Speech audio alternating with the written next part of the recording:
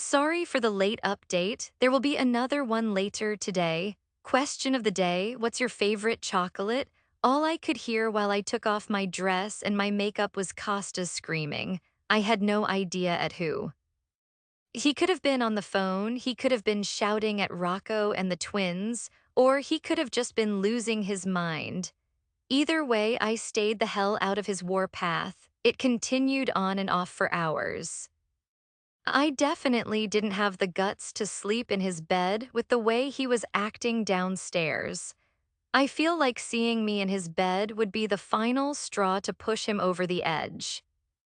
While he was throwing his tantrum, I moved enough stuff back to the guest room that I could use to get ready in the morning. Since it was Saturday, I decided to do a workout in Costa's gym and then go and meet Zari for breakfast. That morning, I was avoiding my husband at all costs, and thankfully, I was successful. Although I sent him a text to let him know where I was going only to avoid him blowing up my phone once he found out I left the penthouse. Having to check in every time I went out was something I was already used to from my life in Greek Mafia. Yes, it pisses me off that I have to announce where I'm going, with who, and when I'll be back. But it's my life and it will never change. I missed you and I missed your hair. I pouted my lips, pulling Zari in for a tight hug. She'll always be my girl crush. The curly-haired woman laughed, wrapping her arms around me to return the hug. I missed you too, Millie. How's married life?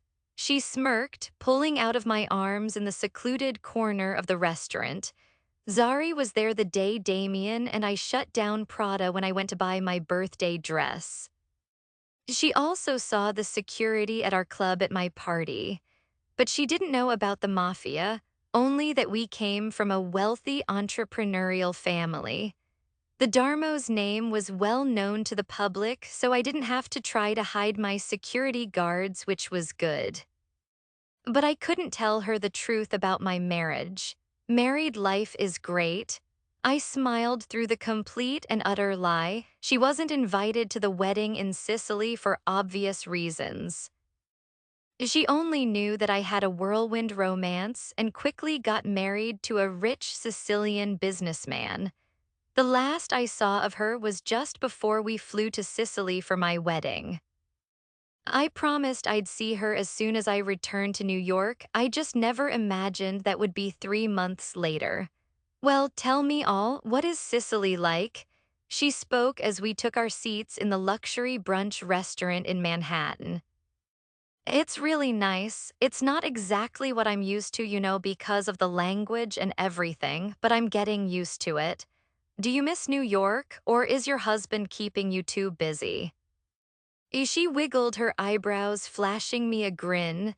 Now imagine if she found out this husband was the man she saw almost pull a weapon on me on my birthday. Not that busy, I laughed. I've spent most of my time working. But I definitely miss New York. I miss my family and I miss the food. Kill me if you want, but I'm sick of Italian food. Being in New York is a breath of fresh air. My favorite food spots in New York are unmatched, and me.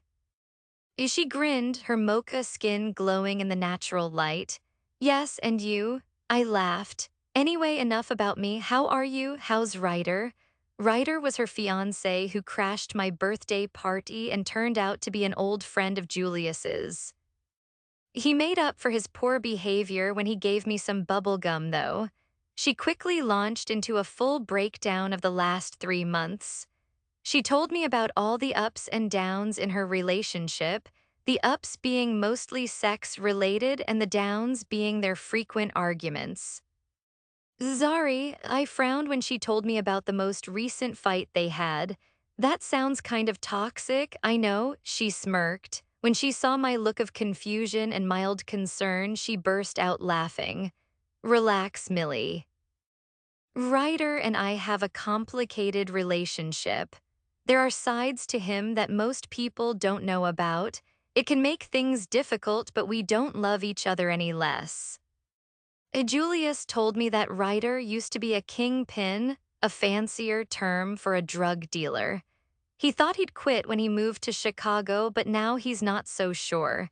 He's back in New York and he's rich as hell, which suggests he's back in the drug game. He's also weirdly overprotective of Zari, but Ryder doesn't know the truth about our family either. They were never that close for Julius to tell him. If he is still a criminal, then that would easily explain what sides she was talking about. So, if you're happy to go ahead with this crazy relationship of yours, I gave her a pointed look and she shrugged. When are you getting married? We haven't set a date yet. It's soon, I hope. We're working through some issues right now. Issues? If I tell you, then you're going to judge me. She frowned, leaning back in her seat. At that same moment, our food was delivered to our table, so we waited to continue our conversation. I won't judge you, Zari, don't ever think that. I flashed her a smile, reaching out to squeeze her hand. Sure, she rose an eyebrow at me and I nodded. Okay, fine, but it's kind of weird. She shifted uncomfortably, a shy smile tugging at her lips. Just spit out. I took a bite of my food, waiting for her to get to the point. Okay, so, Ryder and I are trying out some things in the bedroom. One of the things is swinging. Swinging, I frowned, like sleeping with other couples. She nodded to confirm. We wanted to try it out before we eventually settled down after we're married. Oh, I didn't expect that. Is it fun? I can't say I'd ever considered it, but then I'm also a miserable virgin, so I haven't considered much at all. I feel like I need to have sex first before I can think about spicing up my sex life. But I'm married to Costa now, so I doubt I'd ever get past stage one. Well, that's the problem. She frowned, taking a bite of her eggs. I like it, but Ryder isn't as into it as me. Why? He doesn't like sleeping with other women. You know, he's a guy, Millie. He loves that part. He just doesn't like me sleeping with other men. I can't say I'm surprised. Men are extremely territorial when it comes to sex, so I've heard. Again, my miserable self hasn't experienced it. Do you always do it together? No, sometimes we do it separately. She answered. My mouth formed an O shape and I nodded. So that's why you haven't set a date? Because of this. Mostly, yeah. I want to experiment a bit more and just experience it before we say our vows. I like being with other men and seeing what else is out there. Is that bad? No, I shook my head. Everyone likes different things, Zari. It's a little unconventional, sure, but it's not bad as long as Ryder has given his consent. What do I do? Shall I just stop and set a date with Ryder?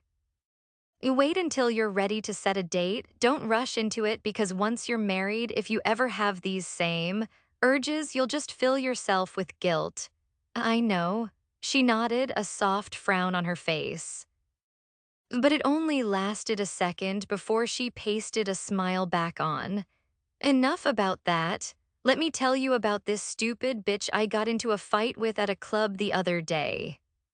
And she very quickly launched into a brand new story, momentarily helping me to forget all about my own life.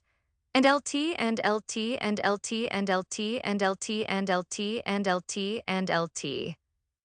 NGT and GT and GT and GT and GT and GT and GT. And LT and LT and LT and LT and LT and LT and LT. After our brunch, we decided to take a walk down Fifth Avenue. Zari said she needed a new coat, and I was never one to pass up an opportunity to shop. It had been 3 months since I last went shopping, sickening. The last things I bought were my wedding heels from Jimmy Choo and a new perfume the day before we flew to Sicily. Of course, I had to let my security team know. After last night, I wasn't taking any chances with my safety. I knew what kind of man Ako Petrovic was. And let's not forget, I also had Victor fucking Kozlov on my ass too. All I ever wanted was a peaceful life as a boss bitch book publisher. Now I'm married to the heir of the Sicilian Mafia, and I've got the Serbian Mafia and the Russian Bratva after me. But I still managed to go shopping. I just had Costa's band of army men following me around.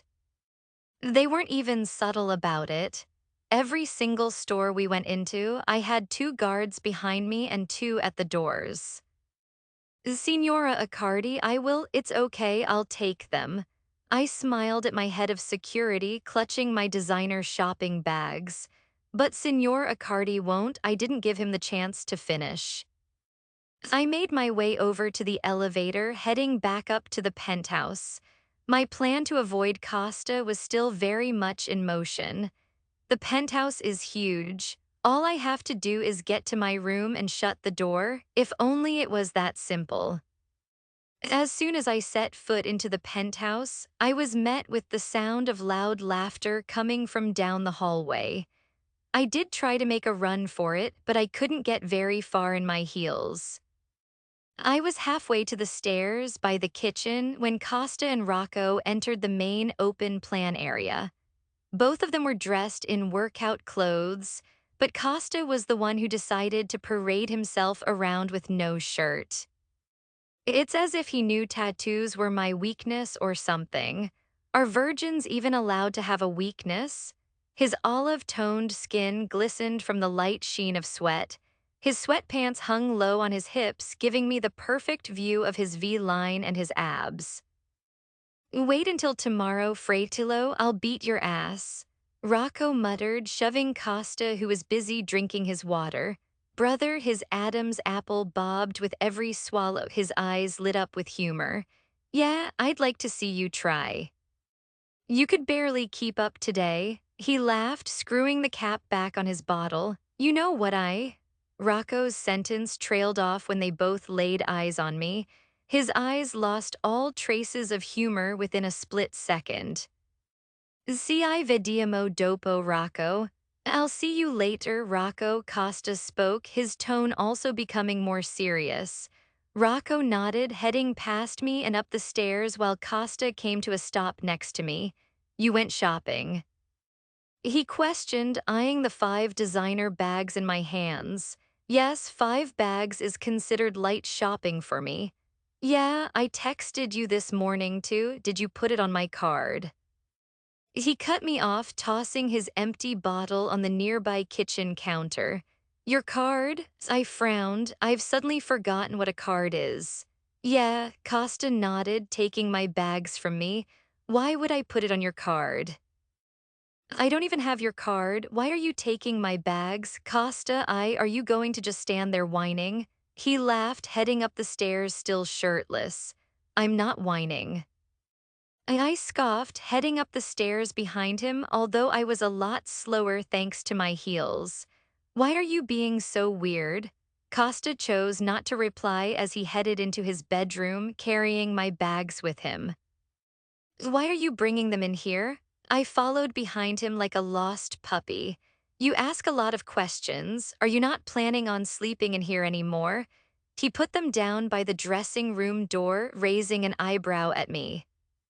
Well, I guess I stumbled for an answer while he headed over to his bedside table to get his wallet. Here. He came over to where I stood watching him like he was a psycho who'd broken into the penthouse. Take it. But I'd just take the card, Millie.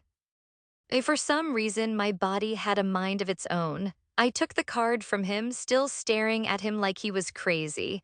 What happened? What do you mean? He frowned, going to put his wallet away. Last night you were so angry, and now, last night was a misunderstanding. He muttered, heading into the dressing room to grab some clothes. A misunderstanding? Seriously. Acosta that night has absolutely made it on my top 10 worst nights ever list. You have a list? He stopped to turn and give me an amused smile. Yes, I have a list. Who doesn't have a list? What else is on this list? He mused, picking out his clothes. Our wedding night is number 1. My flat tone had him releasing a breathy laugh. I should have expected that. He nodded. About last night, everything is under control. It's not a problem anymore. As if you were scared, you have nothing to worry, Abu. Scared? I scoffed, grabbing his bare arm to turn him to face me. I kept a hold of it to make sure he didn't move away. He definitely didn't appreciate it, but I'd have enough of his happy-go-lucky attitude. He can't just pretend it didn't happen. You dragged me to a fucking poker game with the Serbian Mafia. You knew what could have happened, and yet nothing happened. I protected you, didn't I? No, you told me to keep my mouth shut. Every single time they insulted me, you just sat back and let it happen. When I stood up for myself, you stopped me. You even started talking about screwing their sister like I wasn't sitting right fucking there. Costa didn't get a chance to defend his actions, or most likely just tell me to shut up. So I just continued ranting, finally releasing all my pent-up anger. You used me, you knew I wasn't feeling well, and you took me there anyway.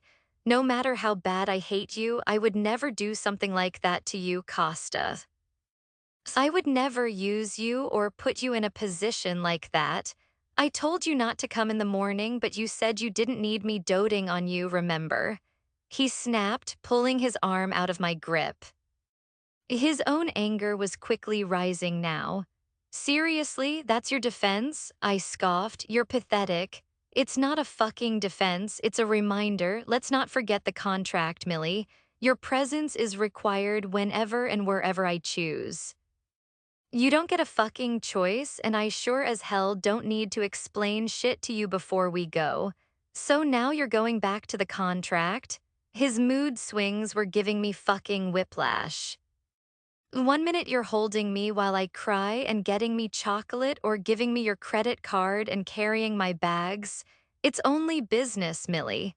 He stepped closer to me, his green eyes full of fury.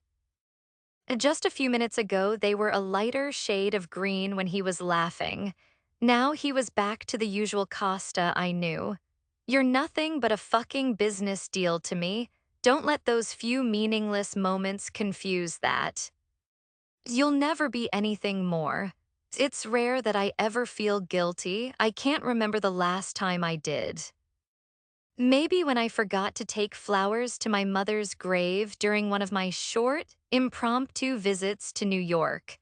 That guilt hit me so fucking hard I didn't come back here for a month just to avoid going to see her again. But the moment I said those words to Millie and I saw her face fall, I felt this sick feeling inside me. It got worse when she stepped back like I just slapped her. Okay, she nodded, clearing her throat. Here. She took my hand, placing my credit card in my palm. With that, she walked out of the closet, picking up her shopping bags as she left. That was the last I saw of her for 2 fucking days. She stayed in the room she first slept in, avoiding me completely, not that I could blame her. I was a dick to her, but I didn't know how to control it. I didn't like the way my feelings were changing towards her. So I was once able to threaten her without blinking. Now I can't snap at her without the guilt eating me alive. I held her in my arms while she cried after her nightmare and then again when she came home from work that first day in New York. I sent one of my men to get her chocolate, and I let her watch that stupid cartoon movie. Then she had the nerve to talk about the fucking criminal and the princess falling in love, and how he saved her or some shit by cutting her long fucking hair because he loves her. Every single fucking time I thought about her in those 2 days, I'd feel that same sickly feeling and I'd remember the look on her face. But this is Millie fucking Darmos. I shouldn't be feeling this way. It was a business deal. It was never supposed to be anything more. Even before the alliance came around, we hated each other. We were never meant to be friends. She's an infuriating, stubborn little spitfire. She says what she thinks regardless of who she's speaking to. She'll pull a knife on anyone with little regard for the consequences. She has a strange, irrational fear of spiders and the weirdest coffee order ever. She's invaded my personal space and she leaves a mess wherever she goes. She stole Lula from me, and yet I felt guilty for snapping at her. I couldn't sleep without her in my bed. I couldn't sleep knowing she probably couldn't sleep on her own in her room. After spending 2 sleepless nights lying awake thinking about that fiery brunette and my fucked up feelings towards her, I wasn't in the best of moods. Costa, can we stop to get a burger from No? I snapped at Giovanni, keeping my eyes closed. Rocco, the twins and I were currently en route to a warehouse on the outskirts of New York City for a meeting. He's so fucking touchy. Giovanni muttered. Clearly, he woke up that morning not fearing death. He'd also been in a pissy mood all day. It was just one of those days, I guess. It's his wife. Aiden added, now also finding himself on my hit list. She's ignoring him. She's not ignoring me. I snapped, cracking an eye open to glare at the two idiots. She's just ignoring you, Rocco cut in, flashing me a smirk. Admit it, Fratolo. Your wife is upset with you and you're taking it hard, a brother. Rocco non-spinger me. Don't push me, I ground out the words, itching to teach him a lesson with my knife. He's making me sound like a fucking pussy. Why is she mad at you? Giovanni asked. She's not. I spoke through gritted teeth, glaring at the idiot across from me. She said he's a dick. Aiden nudged his twin, answering his question. Meanwhile, Rocco was laughing to himself next to me. That fucker is enjoying this way too much. When did she say that? I frowned, the question coming out way faster than it should have. Last night and the night before. Aiden paused before speaking again, and this morning we went for breakfast. UW went for breakfast. Rocco spluttered out a laugh which he quickly covered with a cough. Yeah, the brainless idiot shrugged. She said she wanted to try out this new place on 53rd Street. Are they that close that she's actually going for breakfast with my teenage cousin? How do you feel about that, Costa? Rocco grinned, nudging me with his arm. Touch me again and I'll break your fucking arm. He's not happy. My brother concluded with a victorious smile. You should take her for breakfast again tomorrow, Aiden. I should. No, it slipped out before I could stop it. Why not? Aiden frowned. We saw a bakery and she did say that you have to do something for me tomorrow morning. I'm such a fucking pussy. She's turned me into a pussy. Oh, what does he have to do? Rocco feigned confusion, although I could hear his fucking smirk. I only took a short second to come up with something, the first thing I could think of. Visit our clubs, make sure everything is going well. In the morning, Aiden grimaced.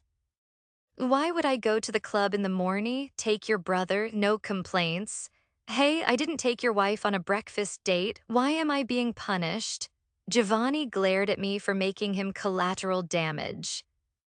But what if I want to go with Millie to the bakery? She said, I don't fucking care what she said or what you want, you answer to me. I snapped at Aiden, cutting him off. He held my stare for a moment before sighing, fine. But your jealousy is really fucking weird. I have a girlfriend. Aiden gave me the side eye while Rocco burst out laughing. There was so much wrong with that sentence. 1, she's 7 years older than him. 2, she's married to me. 3, I didn't know he had a fucking girlfriend. 4, I'm not fucking jealous. As fun as this is, I still want my burger. Giovanni reminded us all of his previous request. I want to stop. Acosta, can we stop? I said no already, didn't I? A short pause fell around us after I shut him down a second time. No wonder she hates you. Gio glared at me, his usual light-hearted manner long gone. Like I said, he'd also been in a pissy mood all day. Gio. Rocco spoke hesitantly, clearly sensing the drastic change in the mood. What? It's true, sometimes your cold attitude gets old, Costa. We shouldn't have to put up with it because your wife is making you miserable. Gio, stop. This time it was Aiden who sat forward in the SUV, trying to warn his brother to stop. You think it too, Aiden. He thinks he can just fucking snap at everyone because he's the oldest. You look down on Aiden and I because we're young, but you're never there to teach us anything or you just don't want to. You palm us off on Rocco or Tristano so we don't get in your way. It's not nice. Nice. Millie said I wasn't capable of being nice. Yeah, I laughed, my own anger rising way too fast for me to control it. Then get the fuck out of here. Costa. Rocco tried again to be the peacemaker just as we entered the gates outside the warehouse. The cars began to slow down as I continued. No, I'm serious. If that's what you think, I'll get the fucking jet ready for you and you can go back to Sicily. I have too much shit going on to be dealing with your tantrums too. Or you could just see when you're wrong. Giovanni glared at me, undoing his seatbelt. You can never admit it. You treat everyone like shit just because you can and then you act like you're the boss. I narrowed my eyes at him, watching as he stormed out of the car doing exactly as I said, throwing a tantrum. We're only supposed to get out once our security give the all clear. Wait. I called after him, but he didn't bother to turn around. Don't ignore me, Giovanni. I got out of the car, vaguely aware of Aiden and Rocco following suit behind me. He was staring straight ahead, charging towards the entrance of the warehouse with no care for his surroundings. I was much faster than him, so I managed to keep up. Fuck, Giovanni, stop. I called him one last time just as a moving red dot caught my eye. The laser first hit Gio on the arm, then it moved to his shoulder and then to the back of his head. Without another thought, I lunged forward, tackling him to the floor just as the shots rang out around us. Ah! He cried out in pain as we went down, but I kept him covered with my body amid the gunfire. The bullets caused my ears to ring, and for a moment I even lost my bearings. Still, I never let Gio move. Somewhere in the haze of it all, Rocco was screaming at us to come back to the car. He was covering us, firing in the direction of the shooter who tried to hit Gio. Come on. Fuck no, he groaned on the floor, his face contorted in pain. Gio, we need to move. The shots continued as I pulled him up, supporting most of his weight. Rocco and our security were shooting back, which gave us enough time to get back to the SUV and scramble inside. I shoved Gio down across one row of seats, sitting down across from him. Aiden was already waiting anxiously, probably because Rocco sent him back inside once the shooting started. Rocco got back in and the door slammed shut. Within seconds, we were driving out with only a few bullets managing to hit our car before we were out of range. He was hit. Aiden's voice broke as he watched me undo Gio's jacket. I couldn't imagine the fear he felt in those moments. I've seen my own brothers get shot, but Aiden and Giovanni were like the same person. They were hardly ever apart, they're all each other had. Gio, move your arm. He was clutching his arm to his chest, his clothes quickly becoming coated in blood. It fucking hurts. He ground out, his eyes barely able to stay open. I need to check where you were hit. Lasia Chiti Talga Lajayaka. Let me take off your jacket. I softened my voice, trying to stop my own panic from coming through. He was bleeding too much. With a deep breath, he nodded, moving his arms slowly so that I could peel off his suit jacket. His white shirt was already stained with crimson blood. I ripped open his shirt, scanning his upper body for injuries. He was clutching his arm, but first I had to be sure he wasn't bleeding from anywhere else. Thankfully, it was only his upper arm that was hit, but the bullet would have hit him in the back of the head if I didn't push him in time. Rocco, chiama il daughter, deve essere latico quando torniamo. E scopri che si era dietro tutto questo. Call the doctor. He needs to be at the penthouse when we get back and find out who was behind this. Those were the only words I could force out as I ripped off some of his dress shirt, tying his wound off. My hands were shaking and my heart raced in my chest at the sight of all the blood he was losing. Giovanni? It was just Giovanni. Rocco was busy in the background doing as I said while Aiden leaned over, trying to keep Gio awake. Costa, Giovanni whispered, his bloodshot eyes meeting mine. I'm sorry. Don't, Gio, you have nothing to be sorry for. I responded, keeping my focus on the blood staining my hands. I was trying to keep the pressure on his wound to slow the bleeding as much as possible, but the speed we were moving at was making it hard to keep a steady pressure. I shouldn't have said all no. I shook my head. It's okay. You saved me even after what I said. The sound of his voice breaking had my heart lurching in my chest.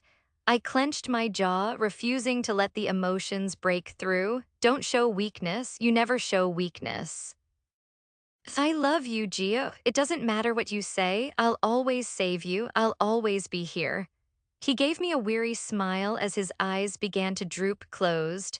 It was meant to be a heartfelt moment that calmed him down. Instead, since he was distracted, I took the chance to increase the pressure on his wound. Ow, his eyes flew open and he flinched at the pain. Fuck you. The furious glare he gave me had Aiden chuckling next to us. A smile tugged at my lips and I shrugged innocently. Sorry. 15 minutes later, we arrived back in the underground parking garage and we were on our way up to the penthouse. Rocco and I were supporting Giovanni between us as we headed into the penthouse where our doctor should have already been waiting. What I didn't expect was Sabrina fucking Vitelli to be glaring at my wife in the middle of the open plan area. The moment the elevator doors opened, however, their attention moved to us. Since they were by the couch, we headed in their direction to lay Giovanni down. Get him on the couch, Sabrina ordered. Where was he hit, Costa? Just his upper left arm.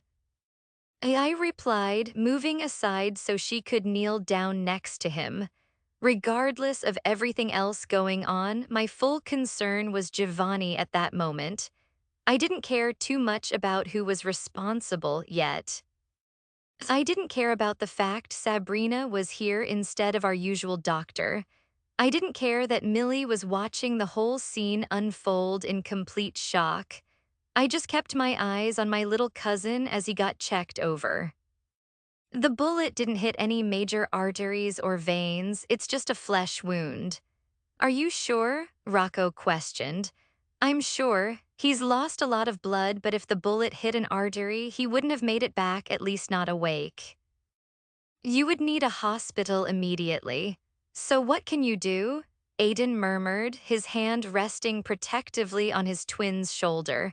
I'll get the bullet out and stitch him up, but you will need Dr. Ancora to check him over. Dr. Ancora was our usual doctor. Sabrina, she was a complication, a good on-call doctor, but a fucking complication. I had a bit of a history with her. Pass me my bag. She lifted her gaze towards Millie, who had stood silently nearby during the conversation. Now, Sabrina snapped, and I'm 100% sure her attitude had Millie biting her tongue. She doesn't exactly take well to following orders.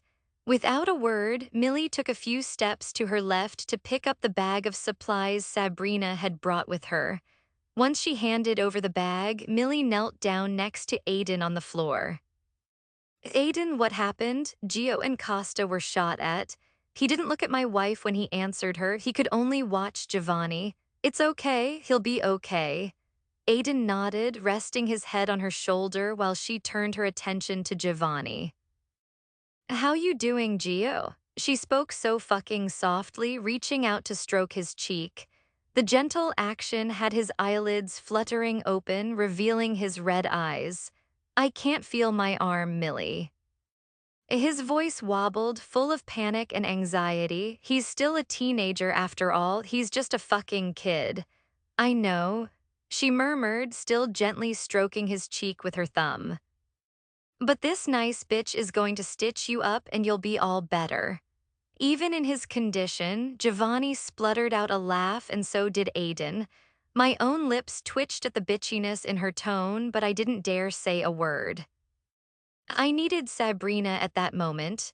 While Sabrina got to work, Millie stayed on the floor with the twins the entire time. She was good at that soft, motherly, emotional shit that none of us had anymore.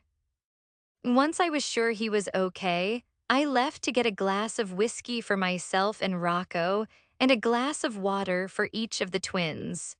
Millie was the one who helped Giovanni drink the water since Aiden was still in shock. Rocco had been busy barking orders down the phone in the kitchen. Now that the initial worry had passed, it was time for him to get answers. Well, a short time later, Rocco approached the couch I was sitting on across from where Gio was being treated. You know who it was retaliation. Quello stupido figlio di Pitana. That stupid motherfucker, I shook my head, downing the rest of my whiskey. Dicurare guerra alla mafia serba, fi sapere tutto il mondo ci sto venendo per loro per lui. Declare war on the Serbian mafia. Let the fucking world know I'm coming for them for him. He's a fucking dead man. This chapter had so much going on. What did you guys think? Costa's feelings are changing so much.